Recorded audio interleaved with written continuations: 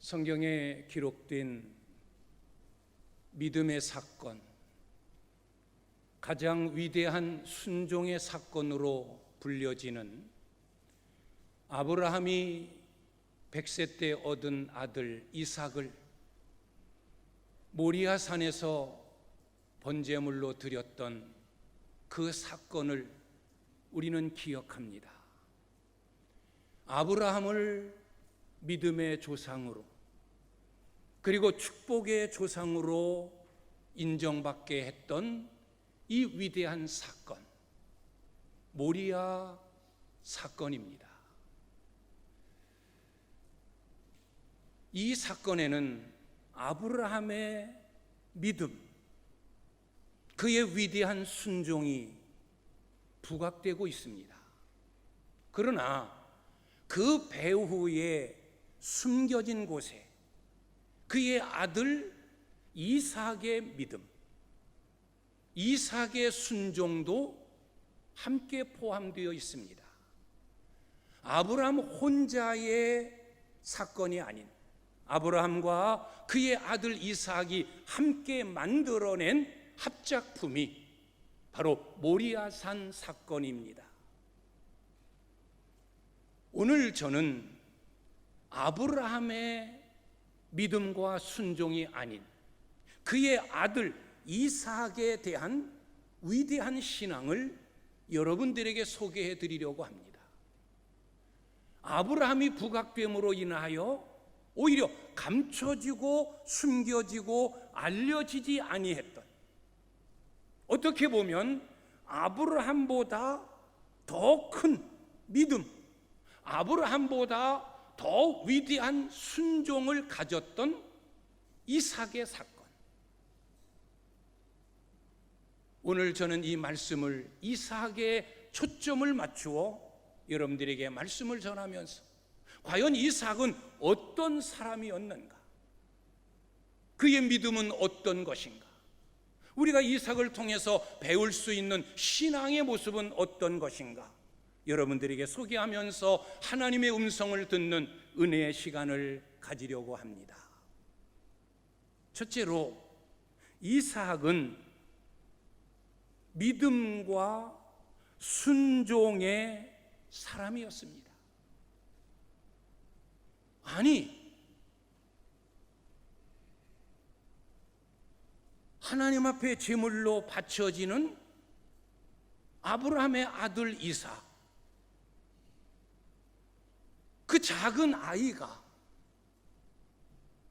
어떻게 그 믿음이 크며 어떻게 그의 순종이 위대할 수 있을까라고 우리는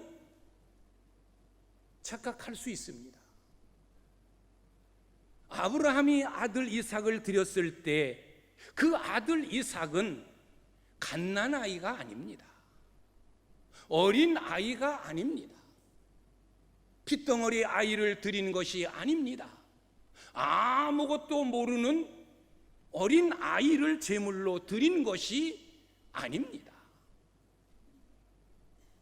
이삭이 장성하여 오히려 힘과 능력에 있어서, 지혜로움에 있어서 아버지를 뛰어넘는 그런 청년,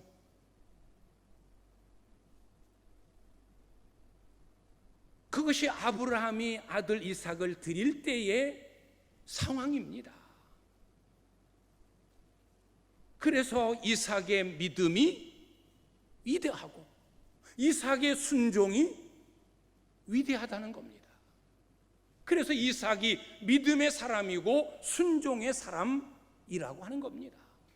그래서 많은 사람들은 이삭이 번제물로 드려질 때, 아브라함이 아들 이삭을 하나님 앞에 제물로 바칠 때 과연 이삭의 나이가 몇 살이었을까? 여기에 궁금증을 가지지 않을 수 없습니다. 그러나 성경은 아들 이삭의 나이가 몇 살인지 우리는 알 수 없어요. 다만 추측할 따름입니다. 이 정도의 나이가 되었을 것이다 라는 추측, 과연 그 나이가 몇 세였을까? 많은 학자들의 연구함이 분분합니다. 그래서 최소 20살, 가장 많게는 37살, 20살에서부터 37살 사이에 이삭이 모리아 사건에 제물로 바쳐졌을 때의 나이였을 것이다 라고 추측을 합니다. 그러면 37살이라고 하는 이 가장 나이 많은 이 추측은 무엇인가? 아브라함이 아들 이삭을 제물로 바치는 사건이 창세기 22장에 기록되어 있습니다. 그리고 23장으로 넘어오면서 23장 1절에 이삭의 어머니 아브라함의 아내 사라가 죽습니다. 그때 나이가 127세였습니다. 127세. 그러면 이 사라가 아들 이삭을 낳았을 때의 나이는 우리가 잘 아는 대로 90세였습니다. 127세에 죽습니다. 90세에 낳은 아들 이삭, 127세에 사라가 죽습니다. 그래서 37세라고 하는 아들 이삭의 나이가 나옵니다. 그래서 가장 늦게 22장에서부터 23장의 그 사이가, 그 간격이, 그 횟수가 몇 년인지 우리는 알 수 없지만 가장 늦은 나이라고 한다면 37살이라고 하는 나이가 나오는 겁니다. 그리고 그 이전에 가장 빠른 나이 20세는 그래도 청년이었을 것이다. 왜? 오늘 성경을 보면 아브라함이 아들 이삭을 번제물로 바칠 때 처음에는 번제에 쓸 나무를 나귀에 실어 사흘길을 갑니다. 그리고 산에 오를 때에는 2명의 종이 있었음에도 불구하고 그들을 내버려 두고 아들 이삭을 데리고 산에 오르는데 번제에 쓸 나무를 이삭에게 지웁니다. 네가 지고 가라, 네가 메고 가라. 어린 아이, 힘없는 아이가 그 무거운 나무를 지고 산 꼭대기까지 오를 수 없습니다. 그래도 건장한 청년이었을 것이다 라고 하는 추측으로 20살, 그리고 가장 나이 많은 37세까지로 많은 학자들은 이야기합니다. 그러니 어린 아이가 아니라는 거예요. 아무것도 모르는 아버지가 시키는 대로 너 이거 해야 된다 해서 이루어진 사건이 아닌, 아브라함이 아들 이삭을 바칠 때 아들 이삭은 건장한 청년이었기에 모든 것을 분별할 수 있고 판단할 수 있는 능력을 가진 나이였다는 겁니다. 저는 개인적으로 굳이 이삭의 나이를 추측하려고 한다고 한다면 저는 33살이 아니었을까라고 저 개인적으로 추측을 합니다. 그 이유는 우리는 이 이삭을 예수님의 모형으로 성경은 이야기합니다. 이삭의 성품이나 이삭의 희생이나 이삭의 모든 일들이 예수님을 닮은 예수님의 그림자다, 예수님의 모형이다. 예수님이 몇 세에 십자가에서 희생의 제물이 되셨습니까? 33살. 그래서 저는 영적으로 굳이 나이를 이야기한다고 한다면 33살이 아니었을까라고 추측을 하지만 이것도 추측일 나름이에요. 문제는 그의 나이가 20살이냐 33살이냐 37살이냐 이것이 중요한 것이 아니라 그가 장성한 청년이었음에도 불구하고 아버지 아브라함이 시키는 대로 그는 순종했다. 그건 아버지 아브라함에게 대한 순종이 아니라 하나님의 명령을 받들고 하나님의 뜻을 이루려고 순종하는 아버지, 그 아버지에게서 하나님을 본 거예요. 아버지에게 순종함이 곧 하나님에게 순종함이 되어지는 것이고, 하나님을 그만큼 신뢰하는 믿음이 아들 이삭에게 있었다라고 하는 겁니다. 이런 믿음, 이런 순종함이 없었다면, 이런 하나님의 계획과 뜻을 알지 못했다고 한다면, 그 건장한 청년 이삭이 그냥 순순히 아브라함이 결박하는 대로 결박을 당하고, 벌려놓은 나무 위에 올려놓는다고 그냥 순종하고, 그냥 가만히 갓난아이, 피부치 어린아이처럼 그렇게 순종한 것이 아니라는 거예요. 이삭에게는 아버지를 닮은 믿음, 아버지와 같은 순종함이 있었습니다.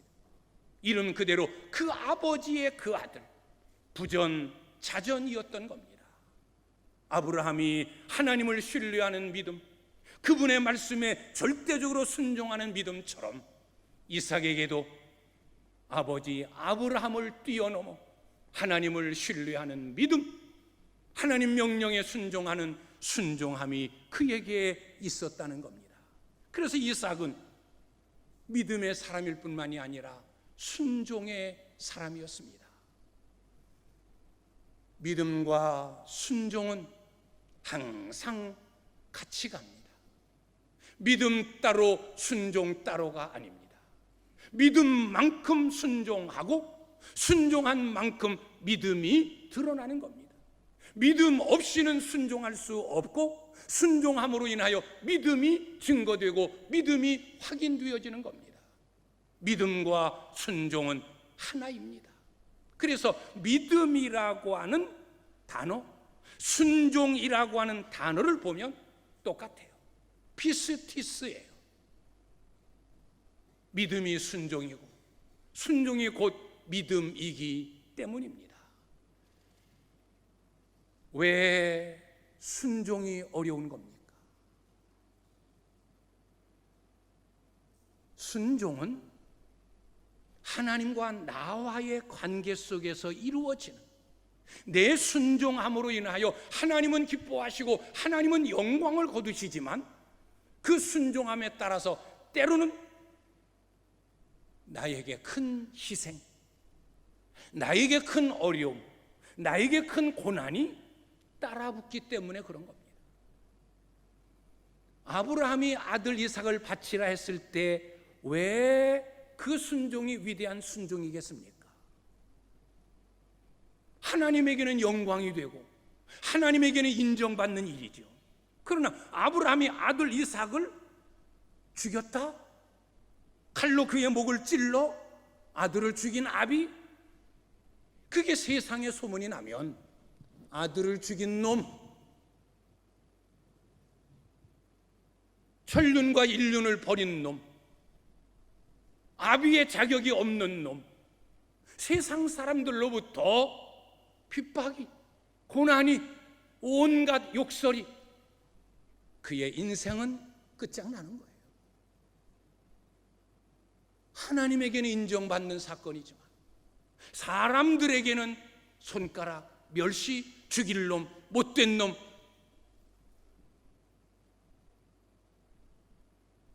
그런 것들을 다 이겨내고 순종하였기 때문에 아브라함의 순종이 위대한 순종이에요.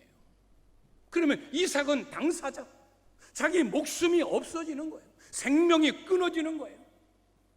내가 왜 아버지의 믿음 때문에, 아버지의 순종 때문에 내가 희생되어야 됩니까?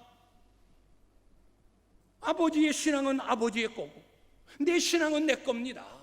왜 아버지 신앙에 나를 희생시키려고 합니까? 나 못합니다. 얼마든지 거부하고 거절할 수 있습니다만은, 이삭은 하나님을 신뢰하는 믿음, 하나님 뜻에 순종하는 믿음, 아버지를 닮은 믿음과 순종이었기 때문에 다 뿌리치고 거절하고 자기의 생명을 보존할 수 있었음에도 불구하고 그는 먼저는 하나님 그리고 아버지에게 순종하는 믿음을 가진 자입니다. 이처럼 순종에는 희생이 따로, 때로는 순종에는 고난이 있고, 때로는 순종에는 세상 사람들의 조소와 멸시가 있을 수도 있는 겁니다. 그래서 우리는 순종해야 됨을 알면서도 손해야, 세상 사람들이 나를 뭐라고 할까? 욕먹을 수도 있어. 괜히 내가 희생할 필요 뭐 있어? 그래서 우리는 순종을 거절하고 거부하는 경우가 많습니다. 이삭은 믿음의 사람, 순종의 사람이었습니다. 두 번째, 이삭은 말씀과 기도의 사람이었습니다. 아니, 이삭도 말씀을 묵상하는 사람이었나? 이삭도 기도하는 사람이었나? 라고 생각합니다만, 이삭은 말씀과 기도의 사람이었어요. 창세기 24장과 25장을 보면 이삭이 결혼하는 이야기, 이삭이 자식을 낳는 이야기가 전개되어지고 있어요. 이삭이 나이가 40살이 되었어요. 그런데도 아직 장가를 들지 못했습니다. 아버지 아브라함이 걱정이에요. 근심이에요. 이놈이 40살이 됐는데도 아직 아내가 없는, 결혼하지 못한 노총각. 그래서 아브라함은 하나님께 기도하고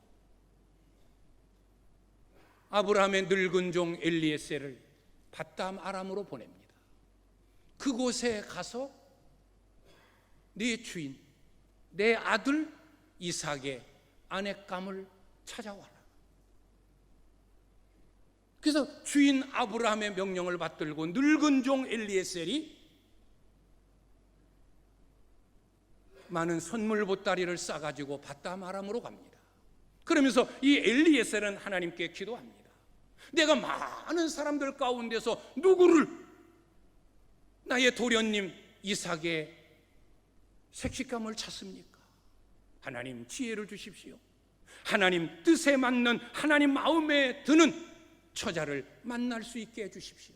그러면서 기도하는 중에 그가 생각한 묘안이 있습니다. 하나님이 주신 지혜예요. 여인들이 많이 모이는 우물가로 가자. 그리고 그곳에서 제일 처음 만나는 여자. 그러나 그 여자들 중에서도 내가 그에게 물을 구했을 때 내가 구한 물을 나에게 줄 뿐만이 아니라 내가 끌고 간 낙타에게까지 스스로 물을 주는 여인이라고 한다면 하나님이 나의 도련님 이삭에게 짝지어 주시는 처자다. 이게 하나님의 뜻이고 하나님의 계획일 것이다. 그는 기도하는 마음으로 우물가를 찾아갑니다. 거기서 한 여인을 만납니다. 그가 생각한 대로 하나님이 주신 지혜대로 물을 구합니다. 나에게 물을 달라. 그러자 이삭의 아내감 리브가가 물을 떠서 엘리에셀에게 줍니다. 그리고 시키지도 않았는데 내가 낙타에게까지 물을 주겠습니다. 그래서 물을 떠다가 낙타에게까지 물을 주는 거예요. 아, 이 여인이구나. 하나님께서 주신 지혜대로 하나님이 내 도련님의 아내감으로 주신 처자다. 그래서 그의 아버지 부두엘을 만나고 그리고 리브가를 데리고 집으로 돌아옵니다. 이 집으로 돌아올 때 이삭은 자기의 종 엘리에셀이 자기 아내를 감을 맞으러 간 것을 알고 그는 들에 나가 늘 말씀을 묵상하면서 하나님께 기도하는 겁니다. 하나님의 마음에 맞고 하나님 뜻에 맞는 저자를 나에게 아내로 주십사라고 하는 그런 간절한 마음을 담아 말씀을 묵상하며 기도할 때 멀리서 낙타를 몰고 오는 일행이 보입니다. 이삭이 말씀을 묵상하고 기도하다가 일어나 엘리에셀과 낙타에 탄 여인을 맞이하게 됩니다. 이게 이삭이 아내를 맞이하는 결혼의 과정이에요. 아브라함의 기도, 엘리에셀의 기도, 이삭의 기도, 들에 나가 엘리에셀이 돌아오기까지 말씀을 묵상하며 기도했던 이삭은 말씀 중심의 사람이요 기도 중심의 사람이었습니다. 이렇게 결혼을 했습니다. 그런데 자식이 없어요. 자식을 낳지 못합니다. 그래서 이삭이 창세기 25장을 보면 하나님께 부르짖어 기도합니다. 창세기 25장 21절, 이삭이 자식을 위하여 하나님께 부르짖고 하나님은 이삭의 기도를 들으셔서 이삭에게 쌍둥이 아들을 주십니다. 여러분, 이 이삭이 자식을 얻기 위하여 얼마 동안 기도했을까요? 하나님, 자식이 없습니다. 자식을 주십시오. 얼마나 기도했으리라고 생각하십니까? 놀라지 마십시오. 20년 동안 기도합니다. 40세에 결혼한 이삭이 쌍둥이 아들 에서와 야곱을 낳을 때 그 나이가 60세였더라 라고 창세기 25장 26절에서 그의 나이를 이야기합니다. 결혼하고 20년 동안 하나님 앞에 자식을 위하여 기도한 이삭이에요. 끈질기게 응답될 때까지 하나님 앞에 부르짖어 기도하여 기도의 응답을 받았던 이삭. 그는 말씀 중심의 사람이었고 기도 중심의 사람이었습니다. 이게 이삭의 모습이에요. 마지막 세 번째, 이삭은 어떤 사람입니까? 사랑과 용서의 사람입니다. 오늘 우리가 창세기 26장을 본문으로 삼았습니다. 이삭은 하나님께로부터 큰 복을 받아 농사를 짓기만 하면 100배의 복을 받습니다. 가축대가 늘어납니다. 종들도 많습니다. 점점 강성해지는 하나님의 복을 받습니다. 목축업을 하기 때문에 어느 한 장소에 머물러 있을 수 없어요. 물을 따라 움직일 수밖에 없습니다. 가축을 기르는데 가장 중요한 것이 물이에요. 이 팔레스틴 지역은 물이 흔하지 못합니다. 그래서 물을 얻는다는 것, 우물을 가지고 있다는 것은 재산 중에 재산이에요. 갑오 중에 갑오예요. 그런데 하나님은 이삭에게 복을 주셔서 우물을 파기만 하면 물이 솟는 거예요. 그래서 블레셋 지역으로 가서 우물을 파니까 물이 솟습니다. 그랬더니 블레셋 사람들이 와서 그 우물을 빼앗습니다. 이건 우리 땅에 우리 우물이다. 네 것이 아니다. 우물을 빼앗으면 바보처럼 그들에게 우물을 넘겨주고 또 다른 곳으로 갑니다. 거기서 또 우물을 팝니다. 그러면 거기서 물이 솟습니다. 또 다른 지역 그랄 사람들이 와서 그 우물을 빼앗습니다.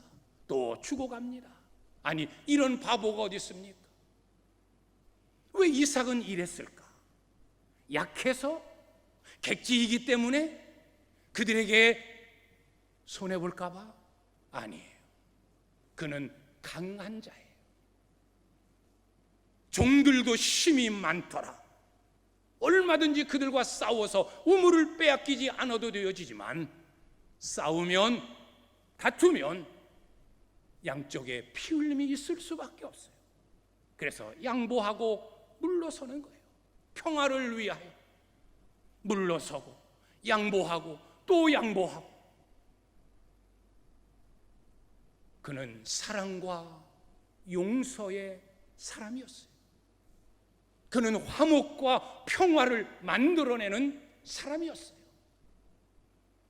자기의 욕심 때문에 괜한 싸움을 벌여 피 흘림과 자기의 종들이 죽임을 당하는 그런 일이 있을 수 없다. 내가 손해보면 된다. 내가 조금 더 수고하면 된다 라고 해서 양보하고 뒤로 물러서고 바보짓을 하지만, 하나님은 이삭이 가는 곳마다 우물을 팔 때마다 우물을 파기만 하면 샘이 솟는 그런 기적을 만들어내십니다.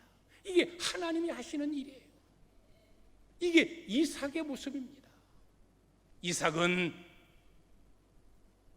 믿음과 순종의 사람이었고, 이삭은 말씀과 기도의 사람이었고, 이삭은 사랑과 용서의 사람, 화평의 사람, 평화를 만드는 사람이었습니다. 오늘 저는 설교의 제목을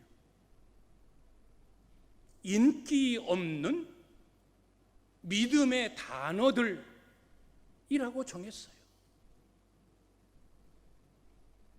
저는 오늘 이 제목을 오늘 말씀의 결론으로 삼으려고 합니다. 인기 없는 믿음의 단어들, 인기 없는 축복의 단어들, 인기 없는 기적의 단어들. 인기는 없는데 기적이 따르고 축복이 따르고,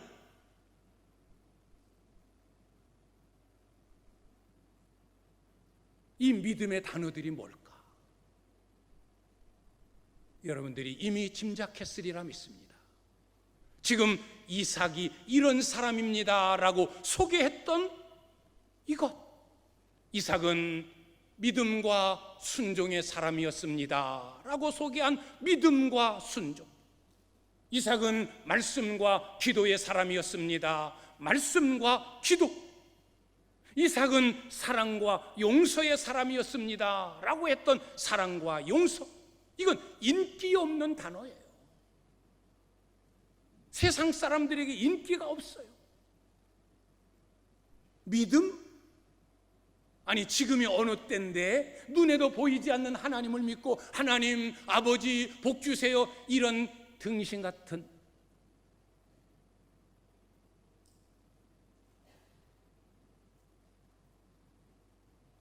이 좋은 화창한 날씨에 취미생활도 하고 밖에 나가서 좀 가족들과 함께하고 그러지 뭐 믿음 있다고 교회 가서 따분하게 앉아 예배나 드리고.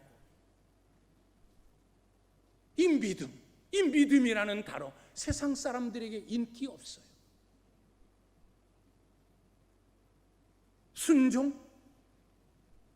아니, 지금이 어느 때인데 어느 시대인데 순종, 복종, 때로는 굴종. 아이고, 바보 같은 저 사람들. 순종이 밥 먹여주나? 순종하면 손해보는 건데, 순종하면 자기 자신을 희생하는 건데, 아니 누구를 위해서 희생해? 인기 없어요. 순종, 옛날 이야기, 고루한 단어, 능력이 없으니까 그렇지 무능한 단어,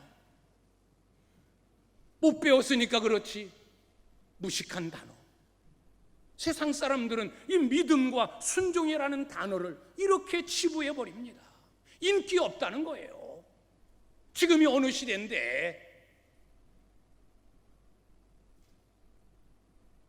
옛날 이야기, 순종, 믿음, 그것을 붙들고 살아가는 저 그리스도인들, 바보 같은 사람들, 무식한 사람들, 고루한 사람들, 능력 없는 사람들, 인기 없는 단어예요. 요즘은 순종하는 것이 아니라 오히려 까발리고 파헤쳐내고 태클 걸고 딴지 걸고 비판적이고 그런 사람들을 향해서 야, 똑똑하네, 능력 있네, 지도자감이네. 오히려 순종의 반대가 인기 있는 단어예요.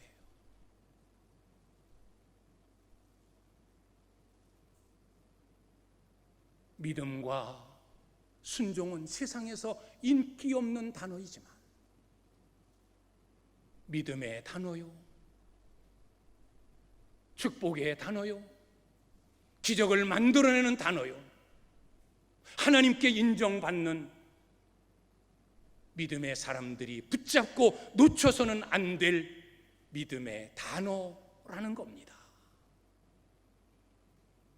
과연 믿음으로 순종했던 아브라함과 오늘 소개했던 이삭, 그 믿음과 그 순종 때문에 그의 인생 망치고 그의 인생 다 빼앗기고 그의 인생 무너졌습니까? 이 믿음과 이 순종 때문에 아브라함은 믿음의 조상, 축복의 조상이 되었고, 아들 이삭을 바치는 순종함으로 인해서 여호와 이레, 하나님께서 미리미리 준비하시는, 아브라함이 어떤 일을 행하기 전에 이미 하나님이 다 준비해 놓으시는 그런 복을 받는 복의 사람이 됩니다. 이삭 믿음으로 순종해서 손해본 것 없어요. 하나님이 순종했던 아브라함에게 약속한 복이 뭡니까? 아브라함 자신에게는 여호와 이레, 준비해 주시는 그런 복을, 그리고 또 하나의 중요한 복은 네가 나에게 순종하고 네 아들 이삭보다 나를 더 사랑하여 나를 경외하였기 때문에 네가 정말 나를 사랑하는 줄 내가 확인했다. 그러면서 그에게 약속한 복이 뭡니까? 네 자손이 복을 받을 것이다. 네 후손이 하늘의 별과 같고 네 후손이 땅의 바다의 모래알같이 번성하리라. 자손의 복을 아브라함에게 주십니다.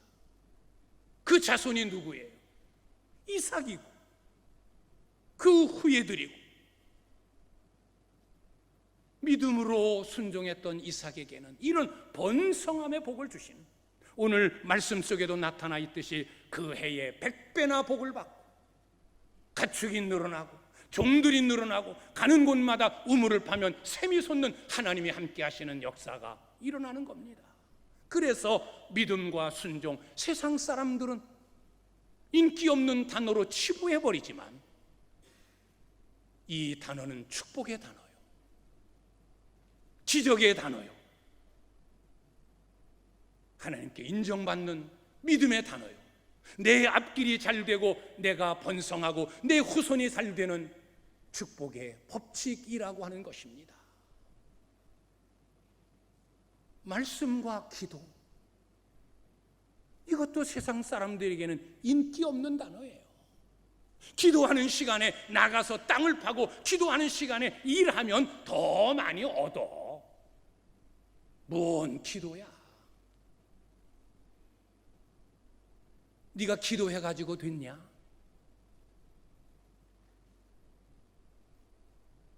다 내가 열심히 일하고 열심히 직장 생활하고 열심히 땀 흘려서 네가 다 얻은 거지 기도해서 얻은 거냐? 마귀는 자꾸 그렇게 우리를 유혹해요.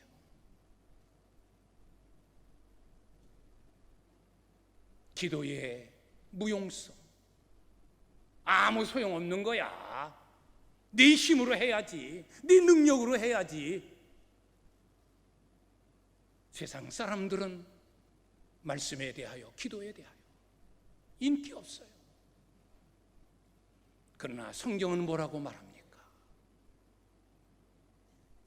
여호와의 율법을 주야로 묵상하는 자가 복이 있도다.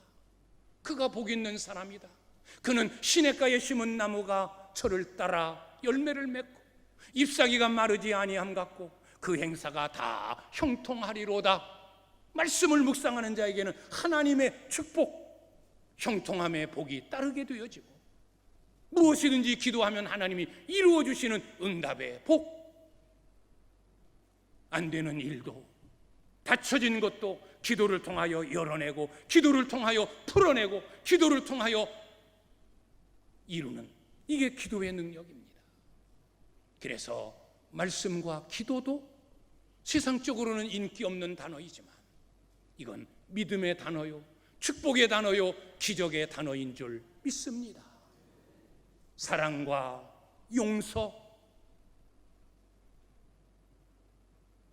용서는 힘없는 자가 하는 거야. 힘이 없으니까 무릎을 꿇고 용서하지. 힘 있는데 그 사람을 내 앞에 무릎을 꿇리고 억압적으로라도 끌어가야지. 무슨 용서고 무슨 화해고 무슨 화목이야. 지금 그렇게 살다가는 쫄딱 망하는 시대야. 잘못했으면 파헤쳐내고 그것 가지고 그를 얽매여 끄집어 내리고, 그래야 네가 올라가는 거고, 그래야 네가 성공하는 거지. 이게 세상 돌아가는 판이고, 이게 지금 정치판이고, 이게 세상의 모습이에요. 이런 물결들이 교회 안에까지 들어와서 상대방 흠집내고 비방하고 험담하면 그게 잘하는 건 줄 알고, 교회가 세상을 닮아가고 교회가 정치판을 닮아가고 있을 수 없는 일이에요. 교회는 사랑과 용서예요. 허물이 있으면 덮어주고 가려주고 용서해주고, 이것이 믿음의 사람의 모습이에요. 그러면 지금 이삭이 다 용서하고 다 빼앗기고 양보해서 그가 망했느냐? 아니에요. 그 이어지는 말씀을 보면 블레셋 사람들이, 그랄 사람들이 와서 이삭에게 무릎을 꿇습니다. 우리가 옛날 행했던 것 잘못했다. 우리를 좀 봐달라. 먼저 손을 내밀고 용서를 구합니다. 성경은 우리에게 이야기합니다. 너를 핍박하는 자, 너를 저주하는 자를 너도 똑같이 핍박하고 저주하지 말아라. 그들을 용서하고 그들을 축복해라. 그러면 오히려 뜨거운 숯불을 그들 머리 위에 올려놓는 것과 같다. 그들 스스로 양심의 가책을 느끼고 결국은 네 앞에 무릎을 꿇는 그런 일들이 일어날 것이다. 예수님 다 용서하고 예수님 다 그들의 죄를 끌어안고 십자가에 못 박히셨어요. 빌립보서 2장은 이렇게 이야기합니다. 세상 모든 사람들이 주님 앞에 무릎을 꿇을 것이며 최후의 승리자는 사랑과 용서를 베푼 평화의 사람입니다. 인기 없는 믿음의 단어들, 오늘 말씀드린 믿음과 순종, 말씀과 기도, 사랑과 용서, 이건 신앙인들만이 가까이 하고 늘 입에 오르내리는 단어들이에요. 세상 사람들은 별로 인기 없는, 그렇게 했다가는 망해라고 여겨지는 단어들이지만 우리는 믿음을 가진 자들입니다. 저들과 똑같은 자들이 아닙니다. 전능하신 하나님, 만복의 근원이신 하나님을 믿는 자들이기에 우리는 세상 사람들이 뭐라고 해도 오직 믿음으로 순종하고 말씀과 기도를 늘 내 곁에, 내 삶의 근원으로 삼고 내 주변의 많은 사람들과 더불어 평화를 만들어내는, 잘못한 것이 있어도 쓸어 담고 사랑으로 용서할 수 있는 이런 삶을 살아가는, 그래서 이런 삶이 결국은 여러분의 영혼을 풍성하게 하고 여러분의 마음에 평안을 가져다 주고 여러분의 가정과 여러분의 자손에게 하나님의 복을 끌어내리는, 축복을 만들어내는 믿음의 단어들이 될 수 있기를 바랍니다. 인기 없으나